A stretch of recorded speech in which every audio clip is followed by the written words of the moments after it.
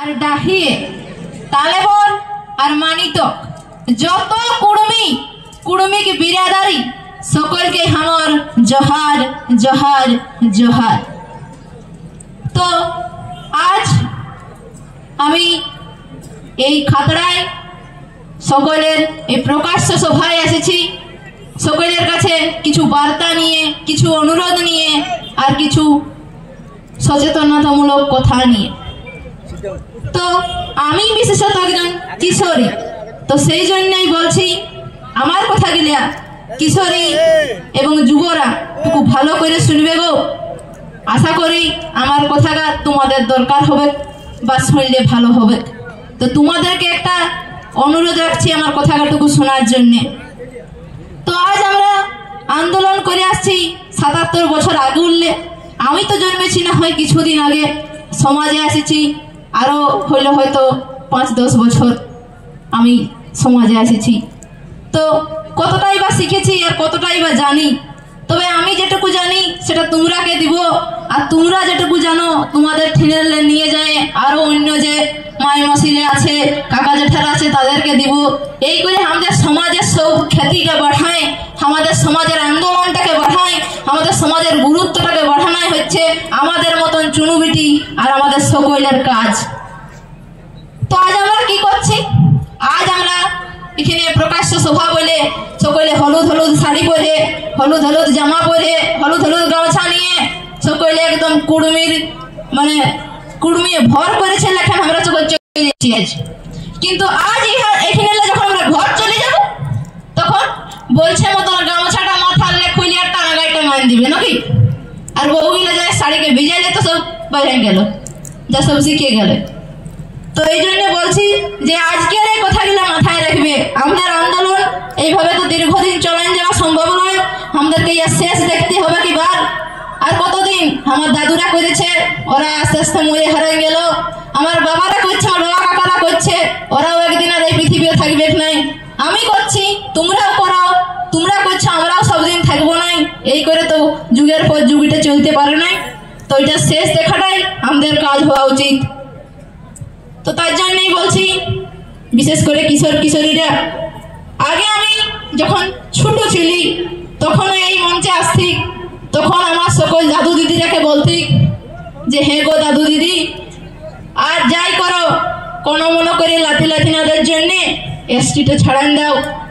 তবে এবার আমি দাদু দিদিরাকে বলবো না, কারণ বলে বলে ঠকিয়ে গেলি। ওরা যাচ্ছে গামছা খুলে ফেলে দিচ্ছে, শুনছেই নি। তার জন্য বলছি আমার বাপ কাকারা তোমরাই পারবে, তোমরাই চেষ্টা করো। তা বলে এটা বলছি না যে দাদু দিদিরা ছাড়িয়ে দাও। তোমাদের অভিজ্ঞতাটাও আমাদের দরকার আছে, যুবদের রক্তটাও আমাদের দরকার আছে, আর কিশোর কিশোরীদের তেজটাও আমাদের দরকার আছে। সব মিলাই হবে আমাদের এবারের আন্দোলন। তার জন্য বলছি যত কিশোর কিশোরী আছো তোমরা জাগো, আমাদের সমাজ সম্পর্কে সচেতন হও। সমাজের একদম ছোট ছাইলা বলে আর না থেকে এবার বড় হয়ে আমাদের সমাজের জন্য কিছু করো।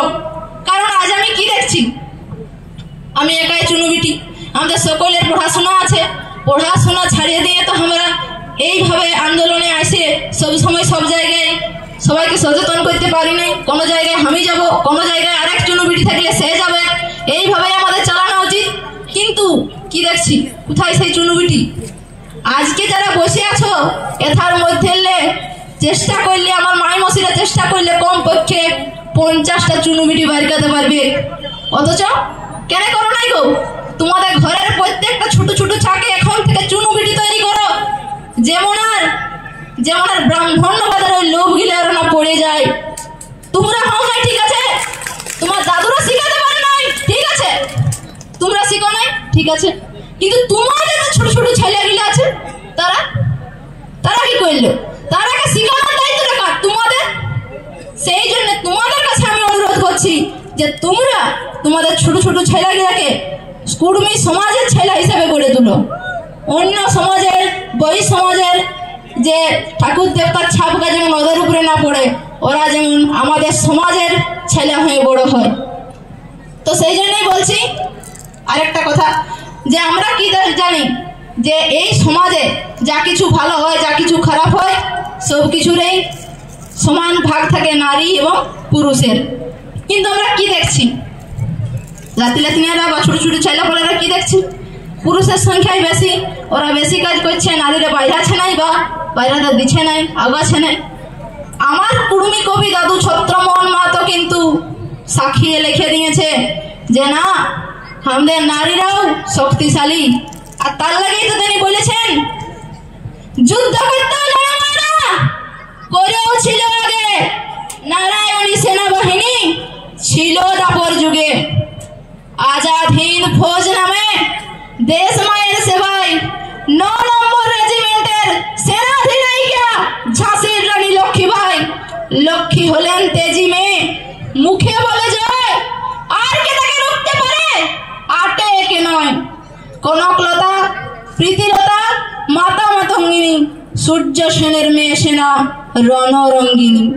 দেশের লাগে শহীদ হয়েছে মায়া কত কত, হিসাব করলে থবুড়ো মরদ খাবি তত মতো। তো আমার দাদু সাক্ষিল্যে তোমরা বুঝেই গেলে যে সেই পুরানো যুগের আমাদের নারীদের কিন্তু শক্তি আছে, নারীরাও কিন্তু পুরুষের মতন সমানভাবে লড়ে চলেছে। তাই এখনকার নারীদের, দাদু দিদিদের, যে দিদিরা আছো তাদেরকে বলছি, তোমরা তোমাদের বউগুলোকে একটু ছাড়বে গো, ওদেরকে আমাদের দরকার আছে। আর আমাদের ছোট ছোট ভাই বোনদের সকলকেই বলছি আন্দোলনে আসো আর একদম যুক্তিপূর্ণভাবে আন্দোলনে যোগদান করো। জোহার জোহার জোহার। ধন্যবাদ চুনো বেটি।